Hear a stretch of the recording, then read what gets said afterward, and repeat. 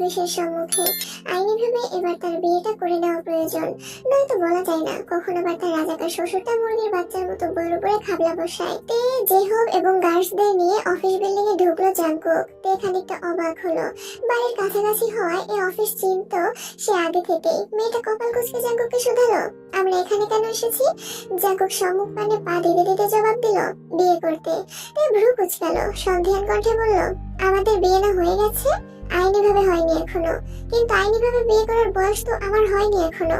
Jungkook ঘাড় বাঁকিয়ে তাকালো তের পানে, বাঁকা হেসে বলল, তুমি শুধু বিয়ের জন্য প্রস্তুত হও বউ, তারপর তোমার বয়স বাড়ানোর দায়িত্ব আমার। তে ওষ্ঠ ফাঁকা করলো কিছু বলার উদ্দেশ্যে, কিন্তু তাকে থামিয়ে দিয়ে জাঙ্কুক বলল, দেখো আমি এই মুহূর্তে কোনো জটিলতা চাইছি না। তোমার আর আমার বিয়ে 7 বছর আগেই হয়ে গেছে। এখন তুমি মানলেও আমার বউ, না মানলেও আমারই বউ।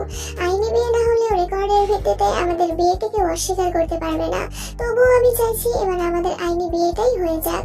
ধর্ম এবং সমাজ দুটো মেনেই আমি তোমাকে নিজের করে চাইছি। সুতরাং কণ্ঠে কোনো না না ধ্বনি তুলে ঝামেলা করিও না। তেও আর কিছুই বললো না। সত্যি বলতে বিয়ে তো সেই কবেই হয়ে গেছে, এখন সারাদিন না না করলেও কাজ হবে না কোনো। তোর তো নিঃশ্বাস ফেললো তে। জাঙ্কুক অনুসরণ করে ঢুকলো এক কক্ষের ভিতরে। সেখানে চেয়ারে আগে থেকেই বসা ছিলেন কোট প্যান্ট পরা একজন ভদ্রলোক, সম্ভবত উকিল হবেন ইনি। জাঙ্কুককে ঢুকতে দেখে উঠে দাঁড়ালেন তিনি, হাসি মুখে বললেন, এসেছেন আপনারা, আপনাদের জন্যই অপেক্ষা করছিলাম। জাঙ্কুকও হাসলো। ভদ্রলোকের সাথে কুশলাদি বিনিময় করে থেকে নিয়ে বসলো ওই দুটি কাঠের তৈরি চেয়ার দখল করে। নিজের হাতে তুলে হাত ধরে পানে তাকালো। উকিলকে তাড়া দিয়ে বলল, কি কি করতে হবে তাড়াতাড়ি করুন, আমাদের আবার ঢাকায় ফিরতে হবে। উকিল সাহেব বসলেন। আগে থেকে প্রয়োজনীয় সকল কাগজপত্র গুছিয়ে রেখেছিলেন। জাঙ্কুক তাড়া দিতেই তিনি প্রয়োজনীয় কাগজ এবং কলম এগিয়ে দিলেন জাঙ্কুকের পানে। আঙুল তুলে কাগজের দিকে ইশারা করে বললেন, এখানে সই করে দিন।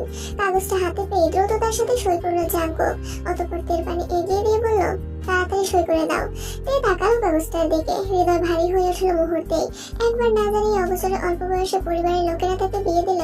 আজকের মেয়েতে সেই পরিবারই নেই। যতই পরিবারের উপর অভিমান করুক মেয়েটা, তবুও তার পরিবার তো। ওই বাবা মাই তাকে জন্ম দিয়েছেন, এত বছর আদর যত্ন নিয়ে বড় করেছেন। জীবনের এই মুহূর্তে এসে ভীষণ মনে পড়ছে বাবা মাকে।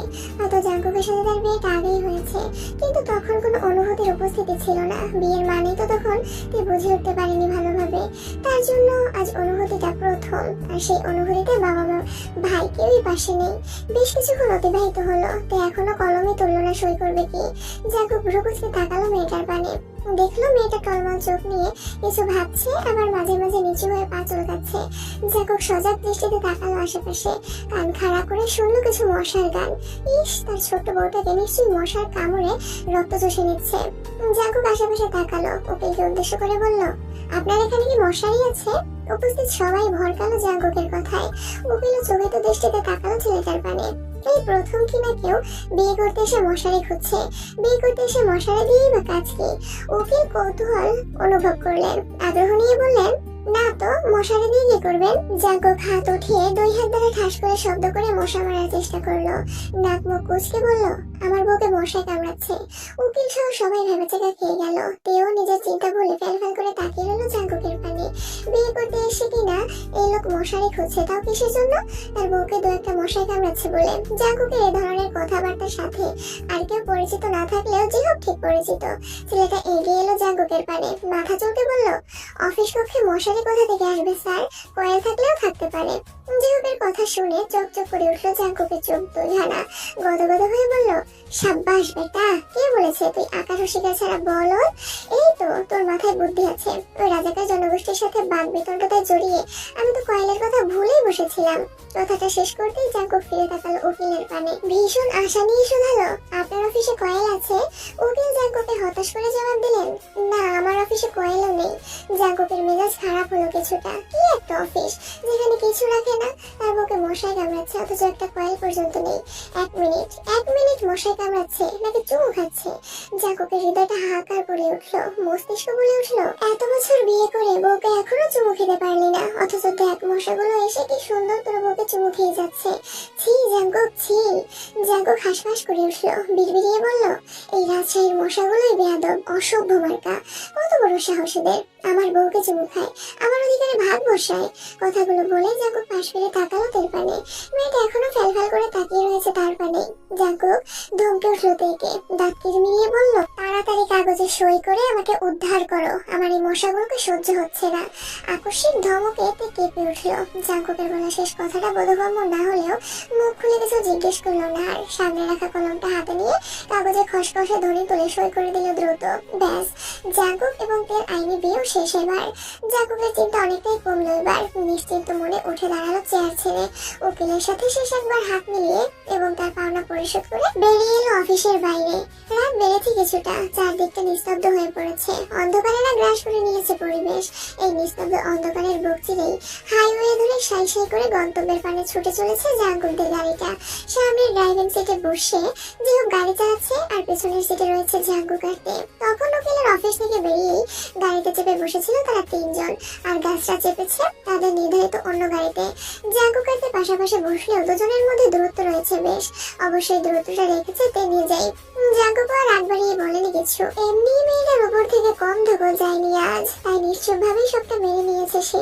মেয়েটাকে একটু একা থাকতে দিয়ে নিজে মনোনিবেশ করলো মোবাইলে। খানিক সময় গড়ালো। জাঙ্কুক মোবাইল থেকে দৃষ্টি সরিয়ে তাকালো তের পানে। মেয়েটা গাড়ির সিটের সাথে হেলান দিয়ে ঘুমিয়ে পড়েছে। কি স্নিগ্ধ লাগছে প্রিয়তমার ঘুমন্ত মুখশ্রী। জাঙ্কুকের দৃষ্টি মুগ্ধ হলো, হৃদস্পন্দন বাড়লো তরতর করে। হৃদয় নিষিদ্ধ অনুভূতিরা চনমনে হয়ে উঠল। ইস, এসব কি ভাবছে সে? একটা মেয়ের ঘুমন্ত অবস্থায় সুযোগ নিবে? পরক্ষণে জাঙ্কুকের হৃদয় হানা দিল। মেয়েটা তার স্ত্রী, আর স্ত্রীকে ভালোবাসা নিশ্চয়ই সুযোগ নেওয়া নয়। জাঙ্কুক ঘাড় ঘুরিয়ে একবার তাকালো জেহপের পানে। ছেলেটাকে সজাগ দৃষ্টিতে পর্যবেক্ষণ করে একটু চেপে বসলো তের পানে। হাত বাড়িয়ে ঘুমন্ত তেকে টেনে নিল নিজের কাছে। ইস, কি নরম নমনীয় শরীরখানা। জাঙ্কুকের শরীর শিউরে উঠল। স্ত্রীর শরীরের স্পর্শে হৃদস্পন্দন বাড়লো মুহূর্তেই।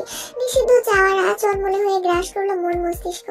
জাঙ্কুক ঢোক গেল, নিজেকে সংযত করার চেষ্টা চালালো, কিন্তু বরাবরের মতোই হৃদয় তার বিরুদ্ধে অবস্থান করছে। সে সান্নিধ্য চাইছে বউয়ের। জাঙ্কুক হাসফাস করে উঠল, বিড়বিড়িয়ে বলল, বউটাকে ভেবেছিলাম দেশি মুরগির বাচ্চার মতো হবে, কিন্তু না, এ তো দেখছি পোল্ট্রি মুরগির বাচ্চার মতো। না, অভদ্র বউটা আর আমার নিয়ন্ত্রণ রাখতে দিল না। এবার আর জাঙ্কুক নিজেকে সংবরণ করলো না। ঘাড় ঘুরিয়ে আরেকবার দেখে নিল জেহপকে। বোকা ছেলেটা এদিক ওদিক না তাকিয়ে দেখবে এক ধ্যানে গাড়ি চালাচ্ছে। জাঙ্কুক আরো সুযোগ পেল। বউয়ের সুর হলো নরম কোমরখানায় নিজের পুরুষেরই হাত চালিয়ে খুব সাবধানে নিয়ে নিল বাহুবন্ধনে। এই প্রথম কোনো নারীকে এতটা কাছ থেকে এতটা গাঢ়ভাবে ছুঁয়েছে জাঙ্কুক। বিদেশে অনেক নারীদের সাথে ওঠা বসা থাকলেও বউয়ের কথা ভেবে সর্বদা নিজেকে নিরাপদ দূরত্ব রেখেছে। সে না রাখতে চাইলেও তার মনটা জোর করে রাখিয়েছে। আজ প্রথম বউয়ের এতটা নিকটে এসে নিজেকে কেমন ভীত লাগছে তার। কপালে বিন্দু বিন্দু ঘামের রেশ দেখা যাচ্ছে। একবার ভাবলো না, আজ এই পর্যন্তই থাক, বাকিটা পরে বাড়িতে গিয়ে দেখা যাবে। কিন্তু মন মানছে না। এর ঘুমন্ত মুখশ্রীটা খুব করে টানছে জাঙ্কুককে। আবার মেয়েটার দিকে এগোতে গেলে হাঁটু কাঁপছে। কি একটা অবস্থা! শেষ পর্যন্ত হাঁটু দুটো তার সাথে বেইমানি করছে। জীবনে কত বড় বড় কাজ করলো, কত গুন্ডা মাস্তানকে মেরে শুইয়ে দিল, তখন হাঁটু কাঁপলো না। আর এখন মুরগির বাচ্চার মতো একটা বউয়ের সাথে একটু উষ্ণ সময় কাটাতে এসে হাঁটু কাঁপছে। জাঙ্কুক রেগে গেল। হাঁটুর পানে তাকিয়ে বিড়বিড়িয়ে বলল, বজ্জাত হাঁটু, একবার বাড়িতে যাই তোদের দুটোকেই কেটে পানিতে ভিজিয়ে রাখবো বেয়াদব। কাঁপাকাঁপিটার জায়গা পাস না? থামলো জাঙ্কুক। গোল গোল চোখে নিজের হাঁটু দুটোর পানে তাকিয়ে বলল, এই, তোরা আবার আমার পুরুষত্বের পানে আঙুল তোলার জন্য কাঁপাকাঁপি করছিস না তো? এসব কাঁপাকাঁপি তো মেয়েদের স্বভাব। ভাগ্যিস বউটা আমার জেগে নেই, নয়তো নির্ঘাত আমার পুরুষত্বের উপর প্রশ্ন তুলে জ্ঞান হারাতো। জাঙ্কুক ধাতস্থ করলো নিজেকে। জোরে জোরে কয়েকটা নিঃশ্বাস নিয়ে তাকালো বউয়ের মুখ পানে। মনের মধ্যে একটু সাহস জোগিয়ে আলতোভাবে নিজের কম্পমান নষ্টজোড়া ছোঁয়ালো বউয়ের কপালে। ব্যাস, জাঙ্কুকের শরম ভেঙে গেল। আর একবার শরম ভাঙলে সে যে গরম হয়ে যায় তার জনমনের জানা কথা। এবার আর জাঙ্কুকের কাঁপাকাঁপি হলো না। হৃদয় বেশ উষ্ণ অনুভূতি নিয়ে একটু ঝুঁকে আলতোভাবে চুমু খেলো বউর কোমল গালে, নাকের ডগায়, বন্ধ হওয়া চোখের পাপড়িতে। এরপর বাকি রয়েছে টেরোই পদ্ম পাপড়ি নাই গোলাপি কোমল ওষ্ঠজোড়া। এই ওষ্ঠের স্বাদ কেমন হবে? নিশ্চয়ই মিষ্টি উষ্ণময় অনুভূতিপূর্ণ হবে। এই প্রথম কোনো নারীর ওষ্ঠে চুমু খাবে জাঙ্কুক। দেহ মন শিহরণের অনুভূতি তো হলো ছেলেটার। ঘর লাগা দৃষ্টিতে জাঙ্কুক তাকালো তের পানে। ধীরে ধীরে ঝুঁকে গেল মেয়েটার নরম ওষ্ঠের পানে। এই তো আর একটু হলেই দুজনের ওষ্ঠের মিলন ঘটবে। জাঙ্কুক নিজের ওষ্ঠে বউয়ের নরম ওষ্ঠের ছোঁয়া পাবে। ঠিক তখনই তড়া করে চোখ মেলে তাকালোতে। জাঙ্কুক এত নিকটে থাকতে দেখে বিস্ময় হলো মুহূর্তেই। জাঙ্কুক বিস্ময়ের চরম পর্যায়ে। এমন একটা মুহূর্তে মেয়েটার চোখ খুলতে হলো। আরেকটু ঘুমালে কি এমন হতো? দুজনের চোখ বড় বড় করে তাকালো দুজনের পানে। ছিটকে দুই দিকে সরে গেল দুজন। তেতে উঠলো, ঝাঁঝালো কণ্ঠে বলল, আপনি আপনি আমার ঘুমের সুযোগ নিয়েছিলেন, ব্রিটিশ অসভ্য পুরুষ। জ্যাকব অপ্রস্তুত হলো। প্রথমবারের মতো বইয়ের একটু কাছাকাছি গিয়ে এখন কিনা ঝাড়ি খেতে হবে। তবে সে নির্লজ্জ। জিওপ না থাকলে এসবে তার কিছুই আসতে যেত না। বইয়ের ঝাড়ি খেতে খেতেও টপাটপ বইয়ের গালে দু চারটা চুমু বসিয়ে দিত। লজ্জা তো প্রথম চুমুতেই ভেঙে গেছে। কিন্তু এই বেটা জিওপের সম্মুখে বইয়ের ঝাড়ি খাওয়াটা দৃষ্টিকটু, এক প্রকার মানিজ্যতের দফা রফা। না, বয়সে ছোট ছোট বাচ্চা ছেলেদের সম্মুখে নিজের মানিজ্যত এভাবে হারানো যায় না। নিজের অপ্রস্তুত ভাবকে নিজের ভিতরেই দাফন করলো জ্যাকব। গলা উঁচিয়ে থেকে বলল, আমি তোমার ঘুমার সুযোগ নিচ্ছিলাম নাকি তুমি আমার? ছি বউ, কেবল আইনি ভাবে বিয়েটা সারলাম, একটু বাড়ি পর্যন্ত যেতে তো সময় দেবে, তা নয় গাড়ির মধ্যেই। এইটুকু তরসাইল না তোমার? কথাটা বলেই জাগব নিজের চোখ মুখে লজ্জালো ভাব ফুটিয়ে তুললো। লাজুক স্বরে বলল, ইস, আমার এখন লজ্জা লাগছে। এই মুখ আমি জিহকে কিভাবে দেখাবো? যেন আকাশ থেকে পড়লো। সে আবার কি করলো? সে তো ঘুমেছিল এতক্ষণ। তে হতবাক সুরেই বলল, আমি কি করলাম? তাছাড়া আপনি আমার কাছাকাছি এসেছিলেন, আমি না। জাঙ্গব তাকালো তের পানে, নিজের সিটের দিকে ইশারা করে বলল, চেয়ে দেখো, আমি আমার সিটের সাথেই বসেছিলাম তখন, কিন্তু তুমি তোমার সিট থেকে সরে এসেছিলে। অর্থাৎ তুমি আমার দিকে এসেছো, আমি তোমার দিকে ততটা আগাইনি। এখন তুমিই বলো কে কার কাছাকাছি গিয়েছিল? তে তাকালো নিজের অবস্থানের পানে, স্মরণে আনার চেষ্টা করলো জাগবের থেকে ছিটকে সরে আসার আগে নিজের অবস্থানের কথা। বেশ গভীর চিন্তা ভাবনায় সে খুঁজে পেল তে নিজের সিট থেকে সরে গিয়েছিল। তে যে গিয়েছে জাগকের কাছাকাছি। লজ্জা পেল তে। ইস, সে ঘুমের মধ্যে কিনা একজন পুরুষের নিকট এভাবে চলে গিয়েছিল।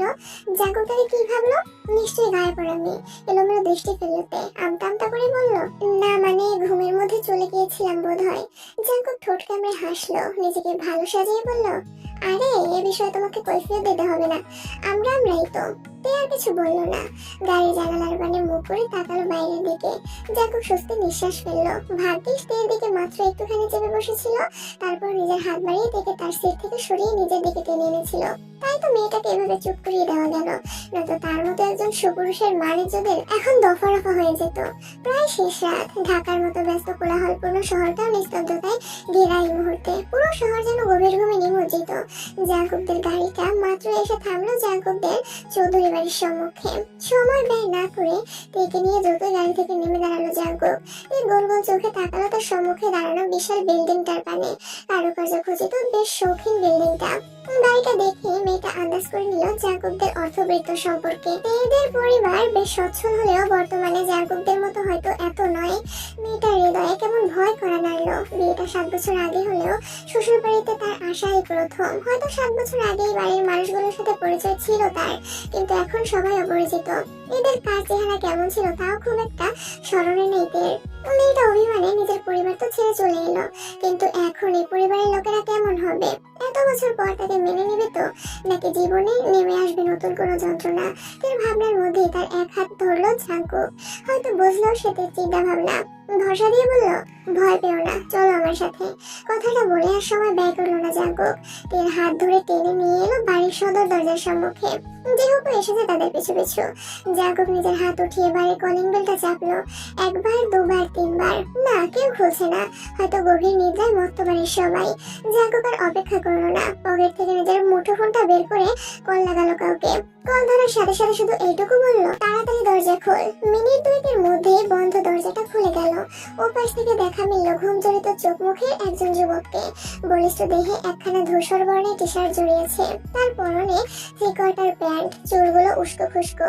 মুখের আদলে অনেকটা জাকবের সাথে মিল রয়েছে, তবে ফর্সাটা জাকবের থেকে একটু কম হবে। নাই বা কেন? জাকব তো এত বছর বিদেশে ছিল, আর এ ছেলে দেশে। ছেলেটা অবাক চোখে তাকিয়ে রয়েছে জাকব এবং তের পানে। জাকব ভ্রু কুঁচকালো, কণ্ঠে কিঞ্চিৎ ক্রোধ নিয়ে বলল, তোর দামড়ার মতো দেহটা নিয়ে দরজার সম্মুখ থেকে সরে দাঁড়া। ইয়োনো, আমি ভিতরে ঢুকবো। ভাইয়ের কথায় টনক নড়ল ইয়োনোর। নয়তো এত রাতে ভাইয়ের পাশে এক রমণীকে দেখে নিজের হুঁশ খেয়াল হারিয়ে ফেলেছিল ছেলেটা। ইয়োনো তড়িঘড়ি করে দরজার সম্মুখ থেকে সরে দাঁড়ালো। জাকব সেদিকে একবার তাকিয়ে ঘাড় ঘুরিয়ে তাকালো তের পানে। আদেশের সুরে বলল, আমি না আসা পর্যন্ত তুমি এখানেই দাঁড়িয়ে থাকবে। কথাটা বলে জাকব লম্বা লম্বা পা ফেলে গেল ভিতরের দিকে। একেবারে মা বাবার কক্ষের সম্মুখে গিয়ে পা থামালো তার। এত রাতে যদি মা বাবার কক্ষে ভাবে টোকা দিতে ইতস্তত লাগছে, তবুও উপায় তো আর নেই। জাকব আলতোভাবে টোকা দিল বন্ধ দরজায়। মৃদু স্বরে ডাকলো, মা মা। ভিতর থেকে কোনো সাড়া শব্দ এলো না। এবার জাঙ্কুক একটু জোরেই টোকা দিল দরজায়, গলা বাড়িয়ে ডাকলো, মা ও মা। এই পর্যায়ে দরজা খুললেন জিন বেগম। সম্মুখে এতদিন পর এত রাতে ছেলেকে দেখেও চমকালেন না একটু, বরং বিরক্ত নিয়ে বললেন, কি হয়েছে, সারার মতো চালাচ্ছ কেন? জাঙ্কুক চোখ ছোট ছোট করে তাকালো মায়ের পানে। ওই এতদিন পর বাড়িতে ফিরেছে, মা একটু আদর করবে, যত্ন করবে, জড়িয়ে ধরবে, কান্নাকাটি করে শাক ভেজাবেন তা নয়। আচ্ছা, এটা তার নিজের মা তো? মাঝে মাঝে সন্দেহ লাগে জাঙ্কুকের। সে যাই হোক, এখন অত কিছু ভাবার সময় নেই। ছেলেটা মায়ের পানে তাকিয়ে থমথমে কণ্ঠে বলল, রাজশাহী থেকে ফিরেছি মাত্রই, সাথে তোমার। এইটুকু বলতেই তাকে থামিয়ে দিলেন জিন বেগম। কপাল কুঁচকে বললেন, এত রাতে ফেরার কি দরকার ছিল? কাল দিনে ফিরতি, আমি সজাগ থাকতাম, শুধু শুধু আমার কাঁচা ঘুমটা ভাঙতো না। জাঙ্কুক সরু দৃষ্টিতে তাকালো মায়ের পানে। তার সন্দেহ গাঢ় হলো, এটা সত্যিই তার মাই তো? পরক্ষণে জাঙ্কুকের হৃদয় কড়া নাড়ল।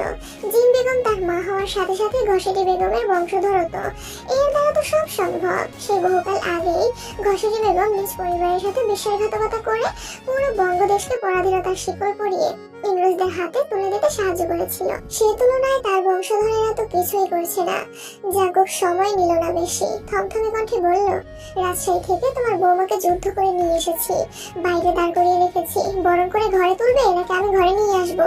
পরে কিন্তু আবার কান্নাকাটি করতে পারবে না যে নিজের প্রথম ছেলের বউকে একটু বরণও করতে পারলাম না। জিন বেগমের চোখ বড় বড় হলো, অবিশ্বাস্য কণ্ঠে বললেন, সত্যি তুই ডেকে নিয়ে এসেছিস? জাঙ্কুক উপর নিচ মাথা নাড়ল, মুখে বলল, হ্যাঁ। জিন বেগম যেন লাফিয়ে উঠলেন, চোখে মুখে তার ঘুম ঘুম ভাবটা কেটে গেল এক মুহূর্তেই। খুশিতে গদগদ হয়ে বললেন, এই না হলে আমার ছেলে? এই প্রথম আমার মনে হচ্ছে তুই একটা কাজের কাজ করেছিস, নয়তো সর্বদা যত সব আকাশ করে বেড়াস। জাঙ্কুকের দু চোখ ছোট ছোট হলো। তার মা তার প্রশংসা করলো নাকি অপমান করলো বোধগম্য হলো না ঠিক। জাঙ্কুক থমথমে কণ্ঠে বলল, তোমার বৌমাকে অনেকক্ষণ ধরে দাঁড় করিয়ে রেখেছি মা। জিন বেগমের চোখ মুখ গম্ভীর হলো। ছেলেকে কপট রাগ দেখিয়ে বললেন, আগে বলবি না? রাজশাহী থেকে কল করে বললি না কেন তুই ডেকে নিয়ে আসছিস বেয়াদব? কথাটা বলে থামলেন জিন বেগম। হন্তদন্ত হয়ে ছুটলেন তীর পানে, ব্যস্ত কণ্ঠে বললেন, ইস, মেয়েটা কতক্ষণ ধরে বাইরে দাঁড়িয়ে রয়েছে, নিশ্চয়ই পা ব্যথা করছে। মায়ের এহেন কথায় জাঙ্কুক অবাক না হয়ে পারল না। বেচারা এতদিন পর বাড়িতে ফিরল, সেদিকে বিন্দু পরিমাণ ভ্রুক্ষেপ নেই তার মায়ের, অথচ পুত্রবধূর জন্য দর দরের শেষ নেই। একদম লাফিয়ে চলে গেল পুত্রবধূর নিকট। তা ছেলে না থাকলে ছেলের বউটা আসতো কোথা থেকে? জাঙ্কুকও মায়ের পিছু পিছু ছুটলো, ঠোঁট উল্টিয়ে বলল, আমারও পা ব্যথা করছে মা, এতটা পথ জার্নি করে এসেছি, শরীরটাও ক্লান্ত বেশ। জিন বেগম মুখ বাঁকিয়ে বললেন, তোকে এত রাতে ফিরতে বলেছে কে? কাল সকালে ধীরে ঠান্ডা ফিরতি, এখন শরীর ক্লান্ত লাগলে রুমে গিয়ে মটকা মরে পড়ে থাক, জ্বালাস না আমাকে। জাঙ্কুক দাঁড়িয়ে পড়লো, বিড়বিড়িয়ে বলল, ঘসেটি বেগমের প্রধান বংশধর। জিন বেগম ব্যস্ত ভঙ্গিতে পা রাখলেন বসার কক্ষে। এক পলক তাকালেন তীর পানে। মেয়েটা ঘুমটা মাথায় নিচের দিকে তাকিয়ে আছে। এতদিন পর তীরকে দেখে হৃদয় প্রশান্তি অনুভব করলেন তিনি। উৎফুল্ল হয়ে ডাকলেন বাড়ির সবাইকে, গলা উঁচিয়ে বললেন, কই সব তোমরা? দেখে যাও, আমার বৌমা ফিরে এসেছে। খানিক সময়ের মধ্যেই জিন বেগমের হাত ডাকে ঘুম ছেড়ে সবাই জড়ো হলো বসার কক্ষে। সবার দৃষ্টি নিবদ্ধ হলো সদর দরজায় দাঁড়ানো কালো শাড়ি পরিহিত রমণীর পানে। জিন বেগম দেরি করলেন না, যাদের সাথে নিয়ে ছুটলেন বরণডালা সাজাতে। তার এত শখের পুত্রবধূ আজ এত বছর পরে বাড়ির চৌকাঠে পা দিয়েছে, তাকে কি আর বরণ না করে ঘরে তোলা যায় নাকি? ঘরে যা যা ছিল তা দ্বারাই অল্প সময়ের মধ্যে বরণ সাজিয়ে নিলেন বাড়ির মহিলাগণ। অতঃপর ছুটে এলেন আবার বসার কক্ষে। জিন বেগম হাতে বরণডালা নিয়ে এগিয়ে গিয়ে দাঁড়ালেন তীর মুখোমুখি। হাসি মুখে বরণ করতে শুরু করলেন শখের পুত্রবধূকে। শুধুমাত্র তিনি একা নন, জাঙ্কুকের চাচিরাও এই শেষ রাতে উঠে বরণ করে নিল তীরকে। মেয়েটা অবাক চোখে দেখছে সবাইকে। সে ভাবতেই পারেনি এতটা সহজে সবাই তাকে আপন করে নেবে। এই শেষ রাতে উঠে হুলস্থুল বাঁধিয়ে বরণ করে নেবে তাকে। একটু আগে তার মনে জন্মানো ভয়টা উবে গেল, কিছুটা হলেও স্বস্তি পেল মেয়েটা। বরণ শেষ হতেই জিন বেগম যেন হামলে পড়লেন তীর উপরে, নিজের সাথে জড়িয়ে নিয়ে বললেন, কত বড় হয়ে গেছে মেয়েটা, সেই কবে দেখেছিলাম তোকে। কথাটা বলে আবার তেকে ছেড়ে দাঁড়ালেন জিন। মেয়েটার এক গালে হাত রেখে অনুতাপের সুরে বললেন, এতদিন ধরে প্রতিটা দিন আমি ঘুমড়ে পড়েছি, ভেবেছি আমার ভুলের জন্য তোর জীবনটা হয়তো নষ্ট করে দিয়েছি, হয়তো তোর সাথে অন্যায় করেছি আমি। থামলেন জিন বেগম, একটু স্বস্তি নিয়ে বললেন, যাক, দেরিতে হলে আমার ছেলেটার সুবুদ্ধি হয়েছে এটুকুই, তোকে আমার বাড়িতে ফিরিয়ে নিয়ে এসেছে। জিন বেগমের কথা শেষ হতে না হতে পেছন থেকে শোনা গেল কিমনামজন চৌধুরীর কণ্ঠস্বর। কণ্ঠস্বর। গমগমে কণ্ঠে তিনি বললেন, মেয়েটাকে কি দরজার সম্মুখেই দাঁড় করিয়ে রাখবে নাকি? এমনি কতটা পথ জার্নি করে এসেছে ওরা। স্বামীর কথায় টনক নড়ল জিনের। কপালে হাত দিয়ে বললেন, দেখেছিস, তোকে এতদিন পর কাছে পেয়ে আমি সবকিছু ভুলেই বসেছিলাম। থামলেন জিন বেগম। এর দিক থেকে দৃষ্টি সরিয়ে তাকালেন জাঙ্গুকের মেজ কাকার মেয়ে আয়ুর পানে। আদেশের সুরে বললেন, তোর ভাবিকে তো রুমে নিয়ে যা তো আয়ু। মেয়েটা কতটা পথ জার্নি করে এসেছে, ওর এখন ফ্রেশ হয়ে বিশ্রাম নেওয়া প্রয়োজন। মায়ের কথায় ভ্রুদয় কুঁচকে এলো জাঙ্গুকের। তার এত বড় একটা রুম থাকতে তার বউ ফ্রেশ হয়ে বিশ্রাম নিতে আয়ুর রুমে কেন যাবে? জাঙ্গুক চোখ ছোট ছোট করে তাকালো মায়ের পানে। সন্ধিহান কণ্ঠে প্রশ্ন করলো, আমার রুম থাকতে আমার বউ বিশ্রাম নিতে আয়ুর রুমে কেন যাবে?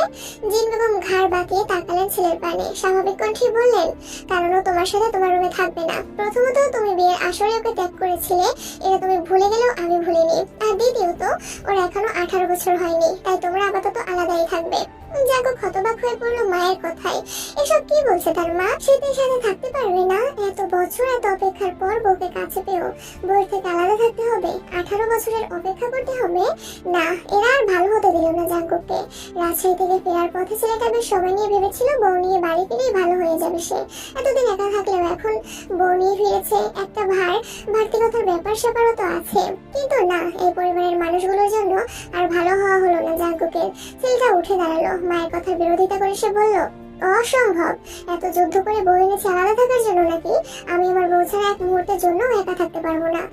ভর কালো হতবাক নয়নে তাকালো জাঙ্গুকের পানে। বাড়িতে বাবা মা ভাই বোন চাচা চাচি এতগুলো লোকের সম্মুখে মানুষটা কেবল নির্লজ্জের ন্যায় অকপটে বলল বউ ছাড়া থাকতে পারবে না। জাঙ্গুকের লজ্জা না লাগলেও লজ্জা লাগলো ভীষণ। চিৎকার করে বলতে ইচ্ছে করলো, করুন নির্লজ্জ পুরুষ মানুষ, বাবা মা চাচা চাচিকে তো একটু তোয়াক্কা করুন। কিন্তু আফসোস এমন কিছুই বলতে পারলো না। আজ এত বছর পর প্রথমে বাড়িতে এসেছে, তাও নতুন বউ হিসেবে। এখনই এসব বলা মোটেও শোভা পায় না তার। তাই নিজের লজ্জায় নিয়েই নত মস্তিষ্কে বসে রইল। জিন বেগম ছেলের এহেন বিরাজ কথায় আশ্চর্য হলেন ভীষণ। তার ছেলে আগে তো এতটা বিলাজ ছিল না। বিদেশ থেকে ফিরে আসার দিন আর আজ, এই 2 দিনে ছেলেটা নির্লজ্জ ধাঁচের কথায় বিরক্ত তিনি। জিন বেগম কপাল কুঁচকে তাকালেন ছেলের পানে। বিরক্ত নিয়ে বললেন, এসব কথা বিয়ের আসর ছেড়ে যাওয়ার সময় মনে ছিল না তোমার? এখন এসব নির্লজ্জ ধাঁচের কথা বন্ধ করে নিজের রুমে যাও, ঝামেলা করো না। জাঙ্গুক তাকালো মায়ের পানে, দাঁতে দাঁত চেপে বলল, আমি মোটেই ঝামেলা করছি না মা, ঝামেলা করছো তুমি। এতদিন ধরে অপেক্ষা করে ওই রাজাকার জনগোষ্ঠীর সাথে যুদ্ধ করে বউকে নিয়ে এসেছে কি আলাদা থাকার জন্য নাকি? জিন বেগম তেতে উঠলেন। ধমকে সুরে বললেন, জাঙ্গুক। জাঙ্গুক তো তোরা পাত্তা দিল না মায়ের ধমককে। সে তাকালো বাবার পানে, হুমকি দিয়ে বলল, বাবা আমাকে বারণ করো, অনেক ঝামেলা করে বউকে নিয়ে এসেছি। এখন উনি আমার আর আমার বউয়ের মধ্যে দেয়াল তুলে দিতে চাইছে। নামজন কেসে উঠলেন ছেলের কথায়। বাড়ির সবাই ঠোঁট টিপে হাসছে মা ছেলের কাণ্ডে। যেমন মা তেমন তার ছেলে, দুজনের কেউই কারো থেকে কম যায় না। কিন্তু এর মাঝখানে ফেসে গেলেন নামজন। লোকটা হাসপাস করে উঠলেন। সে ঠিক জানে ছেলে তার এক কথার মানুষ।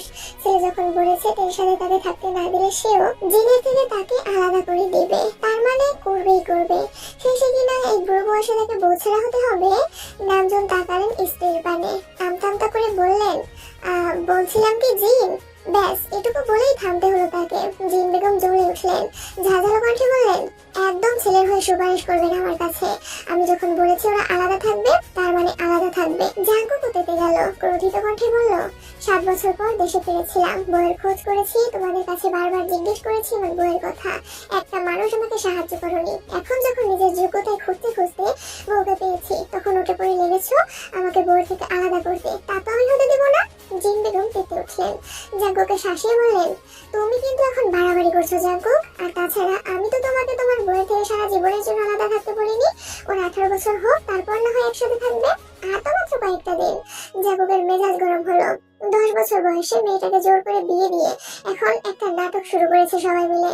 10 বছরের একটা মেয়েকে 20 বছরের এক যুবকের সাথে বিয়ে দিতে এদের কারো বিবেকে বাঁধেনি। এখন 17 বছরের একটা মেয়েকে তার স্বামীর কক্ষে পাঠানোতে বিবেকে বাঁধছে। 18 বছর না হলে স্বামীর সাথে থাকা যাবে না, অথচ 10 বছরের মেয়েকে জোর করে বিয়ে দেওয়া যাবে। কি অমায়িক যুক্তি এদের।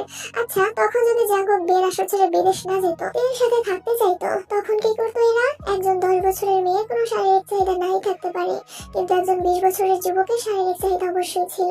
নিজেকে বিবাহিত জেনে সে যদি তখন নিজের শারীরিক চাহিদাকে নিয়ন্ত্রণ করতে না পারত, তখন কি হতো? নিশ্চয়ই ভুগতে হতো এই ছোট্ট মেয়েটাকে। জাঙ্কুক ক্রোধে দিশেহারা হলো, শক্ত কণ্ঠে বলল, আমার বউ আমার সাথে আমার কক্ষেই থাকবে, দেখি কে আটকায়। জিন বেগম দাঁতে দাঁত চাপলেন, কটমট করে বললেন, বাবা মা চাচা চাচিদের সম্মুখে তোমার এসব কথা বলতে একটু লজ্জা করছে না জাঙ্কুক? নির্লজ্জ ছেলে একটা। জাঙ্কুক মুখ বাঁকালো, ভাবলেশীন ভাবে বলল, ঘসেটি বেগমের ছেলে তো, তাই লাজ লজ্জা একটু ছোটবেলা থেকেই কম আমার। জিন বেগম ছেলেকে চোখ রাঙালেন, শাসিয়ে বললেন, একদম আজে বাজে কথা বলবে না বেয়াদব ছেলে। এত বছর বিদেশের বাড়িতে থেকে লাজ লজ্জা ছোট বড় সব জ্ঞানকে গুলিয়ে খেয়ে ফেলেছো নাকি? জাঙ্কুক পাত্তা দিল না মায়ের কথায়। এগিয়ে গিয়ে সে তের এক হাত চেপে ধরলো নিজের হাত দ্বারা। স্বাভাবিক কণ্ঠে বলল, রুমে চলো তো বউ, কতটা পথ জার্নি করে এসেছি, এখন তোমাকে নিয়ে আমার একটু বিশ্রাম নেওয়া প্রয়োজন। জাঙ্কুকের এহেন বিরাজ কথায় হতবাক হলেন উপস্থিত সবাই। জিন বেগম বিস্ফোরিত দৃষ্টিতে তাকালেন ছেলের পানে, পরক্ষণে নাক মুখ কুঁচকে বললেন, বেলাজ নির্লজ্জ ছেলে, এতক্ষণ কি বললাম তোমার কানে যায়নি? তে তোমার সাথে তোমার রুমে থাকবে না, ওর জন্য আমি অন্য রুমের ব্যবস্থা করেছি, ও সেখানেই থাকবে। জাঙ্কুক তাকালো মায়ের পানে, নির্লিপ্ত কণ্ঠে বলল, আমি নির্লজ্জ হতে পারি মা, কিন্তু শরমহীন নই, তাই এখনো বউকে সবার সম্মুখে কোলে তুলে নিয়ে নিজের রুমে ঢুকে যায়নি। দয়া করে তুমি আমাকে তেমন কিছু করতে উস্কে দিও না। জিন বেগম আর কিছু বলার ভাষা খুঁজে পেলেন না। এতক্ষণ ধরে তো কম বললেন না, তবুও তার বেলার ছেলেকে শোনাতে পারলেন না কিছুই। তার এক কথা বউয়ের আলাদা থাকবে না। এরপর আর কি বা বলার থাকতে পারে? জাঙ্কুকের হয়তো লাজ লজ্জা নাও থাকতে পারে, কিন্তু তার তো আছে। তারপরও এতক্ষণ কম যুদ্ধ চালালেন না তিনি। জিন বেগমের ভাবনার মধ্যেই জাঙ্কুকের ছোট ভাই লি জাংসুক এগিয়ে এলো ভাইয়ের পানে। এতক্ষণ সে দাঁড়িয়েছিল এখানেই, গোল গোল চোখে দেখছিল পরিস্থিতি, কিন্তু ভাইয়ের শেষ কথাটাই আর দাঁড়িয়ে থাকতে পারলো না। লি জাংসুক এগিয়ে এসে দাঁড়ালো জাঙ্কুকের মুখোমুখি, মাথা চুলকে প্রশ্ন করলো, নির্লজ্জ আর শরমহীন কি আলাদা ভাই? এই শব্দ দুইটার মধ্যে পার্থক্য কি? জাঙ্কুক সরল দৃষ্টিতে তাকালো ভাইয়ের পানে, ঠান্ডা কণ্ঠে বলল, নির্লজ্জ শব্দটা 4টা অক্ষর দ্বারা গঠিত এবং শব্দের শেষে যুক্ত বর্ণের ব্যবহার রয়েছে, আর শরমহীন শব্দটা 5টা অক্ষর দ্বারা গঠিত এবং পুরো শব্দটাতে কোনো যুক্ত বর্ণ নেই। ভাইয়ের কথা শুনে ভেবাচাকা খেয়ে গেল লি জাংসুক। এর থেকে বছরে অনেকখানি কি বড় হবে সে। এবারে এইচএসসি পরীক্ষা দিয়েছে ছেলেটা, শ্রেণীতেও মেধাবী হিসেবে বেশ নাম ডাকাছে তার, কিন্তু এত পড়াশোনা এবং এত বইয়ের মধ্যেও নির্লজ্জ আর শরমহীন শব্দের এমন কোনো পার্থক্য কখনো চোখে খুঁজে পায়নি। ছেলেটা গভীর চিন্তায় নিমগ্ন হলো। এতদিন তার পড়াশোনায় ভুল ছিল নাকি তার বিলেত পাশ করা ভাই ভুল বলছে? জাঙ্কুকের মধ্যেই তার হাত ধরে টান লাগালো, আবার বলল, রুমে চলো বউ। হাঁসফাঁস করছে, লজ্জা লাগছে তার। জিন বেগম এত করে বললেন দুজনের আলাদা রুমে থাকার কথা, সেখানে কিভাবে সে ড্যাং ড্যাং করে জাঙ্কুকের রুমে গিয়ে থাকবে? তাছাড়া জাঙ্কুককে চেনেই বা কয়দিন সে? যতই বিয়ে হোক, এভাবে হঠাৎ এক পুরুষের সাথে এক কক্ষে একসাথে থাকতে যে কোনো মেয়েরই ইতস্তত লাগবে। তার উপর যদি হয় আবার আলাদা রুমে থাকা নিয়ে এত ঘটনা। তাই ঠায় দাঁড়িয়ে রইল, জাঙ্কুকের টানাটানিকে উপেক্ষা করে এক পাও এগুলো না সে। জাঙ্কুকের ভ্রুদায় কুঁচকে এলো, তীক্ষ্ণ কণ্ঠে সে থেকে বলল, তুমি আমার সাথে আমার রুমে যাবে নাকি আমি এবার সত্যি সত্যি কোলে নিব তোমায়? শিউরে উঠলো। সে বেশ জানে এই পুরুষ বিদেশ ফেরত নির্লজ্জ, তার কথা অমান্য করলে যখন বলেছে কোলে নেবে তখন সে কথা জাঙ্কুক রাখবে। স্থান কাল পাত্র কোনো কিছু বিবেচনা করবে না। তাই আর চোখে একবার তাকালো উপস্থিত সবার পানে। এতগুলো মানুষের মধ্যে কোলে নিলে তাকে হয়তো আরো বিশ্রী একটা পরিস্থিতিতে পড়তে হবে। প্রথম দিন শ্বশুর বাড়িতে ঢুকেই না নিজেদের দফারফা হয়ে যাবে নির্ঘাত। তার থেকে এই মুহূর্তে জাঙ্কুকের কথা শোনাই শ্রেয় বলে মনে হলো তের। মেয়েটা জাঙ্কুকের পিছু পিছু পা বাড়ালো। জাঙ্কুকের ওষ্ঠে বিশ্বজয়ের হাসি ফুটে উঠলো। সে তের এক হাত বগল দাবা করে তাকালো মায়ের পানে, ওষ্ঠে হাসি বজায় রেখেই বলল, দোয়া করো মা, বিশ্বনাথ যুদ্ধ শেষ করে তোমার ছেলে তার বউকে নিয়ে রুমে যাচ্ছে। জিন বেগম তেতে উঠলেন, জাঙ্কুকের পানে তেড়ে গিয়ে বললেন, হত ছাড়া দাঁড়া তুই, এক চড়ে তোর হাসি আমি বের করে দিচ্ছি বেয়াদব। মায়ের কথা শুনে জাঙ্কুক নিজের পায়ের গতি বাড়ালো। বলা তো যায় না কখন এসে পেছন থেকে তার বুকে টেনে ধরে ব্যস্ত হয়ে ছেলেটা তেকে নিয়ে কেটে পড়লো। দ্রুত নিজের কক্ষে ঢুকে ঠাস করে দরজাটা আটকে দিল। জিন বেগম গর্জে উঠলেন আরো। ছেলের সাথে না পেরে তাকালেন স্বামীর পানে, ঝাঁঝালো কণ্ঠে বললেন, দেখলে তোমার ছেলের কীর্তিকলাপ? নামজুন এগিয়ে এলেন স্ত্রীর পানে, তাকে সান্ত্বনা দিয়ে বললেন, আহা রাগ করো না জিন, অতিরিক্ত রাগ তোমার শরীরের পক্ষে ভালো না, প্রেশার ফল করতে পারে।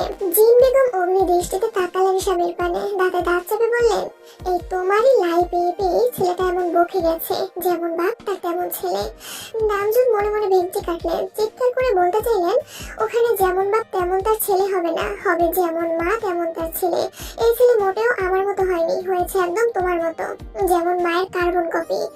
মনে মনে এত কথা বললেও মুখে কিছুই বলতে পারলেন না নামজন। পুরুষ মানুষ বাইরে যতই বাঘ হোক না কেন, স্ত্রীর সম্মুখে তারা সর্বদাই বিড়াল। নামজন চৌধুরীও তার ব্যতিক্রম নয়। বাইরে কত বড় ব্যবসা সামলায়, বড় বড় জনমানবের সাথে উঠা বসা তার, অথচ বাড়িতে বউয়ের সম্মুখে কণ্ঠে কথা বেরই হতে চায় না। তার উপর এখন তার বউ যে পরিমাণ রেগে আছে, তাতে কিছু বললে ছেলেকে রেখে তাকেই গরম তেলে ভাজা শুরু করবে। নামজন চৌধুরী মনের কথা মনেই চেপে রাখলেন, ব্যস্ত হলেন স্ত্রীকে শান্ত করতে। কক্ষে ঢুকেই হাঁপাতে লাগলো জাঙ্কুক, যেন কত বড় লড়াই করে ফিরেছে সে। কিঞ্চিত সময় নিয়ে নিজেকে ঠিক করলো ছেলেটা, অতঃপর স্বাভাবিক কণ্ঠেই ডেকে বলল, যাও ফ্রেশ হয়ে এসো তাড়াতাড়ি। শুনলো জাঙ্কুকের কথা, কিন্তু গেল না সে ফ্রেশ হতে। দাঁড়িয়ে দাঁড়িয়ে উসখুস করছে মেয়েটা। তখন পরিবারের উপর অভিমান করে এক কাপড়ে বাড়ি থেকে বেরিয়ে এসেছিল তে। মোবাইলটা পর্যন্ত সাথে আনা হয়নি।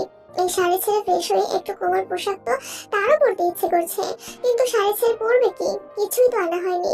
মুখ ফুটে জাঙ্কুককেও কিছু বলতে পারছে না। লোকটা আবার কি নাকি মনে করে। তাছাড়া এখন অব্দি জাঙ্কুকের সাথে ততটাও ফ্রি নয় সে। সাধারণ কিছু বলতে গেলেও অস্বস্তি লাগে। তেকে ফ্রেশ হতে যেতে না দেখে তারপরে তাকালো জাঙ্কুক। হয়তো বুঝলো মেয়েটার উসখুসের কারণ। জাঙ্কুক পকেট থেকে মোবাইল বের করলো, কাউকে কল করে শুধুমাত্র বলল, লাগেজগুলো রুমে দিয়ে যা। খানিক সময় অতিবাহিত হতেই বন্ধ দরজায় টোকা পড়লো। জাঙ্কুক দরজাটা খুলে দিতেই যেহুক দুটো বড় বড় লাগেজ নিয়ে ঢুকলো ভিতরে। লাগেজ দুটো দিয়ে নিঃশব্দে আবার বেরিয়ে গেল সে।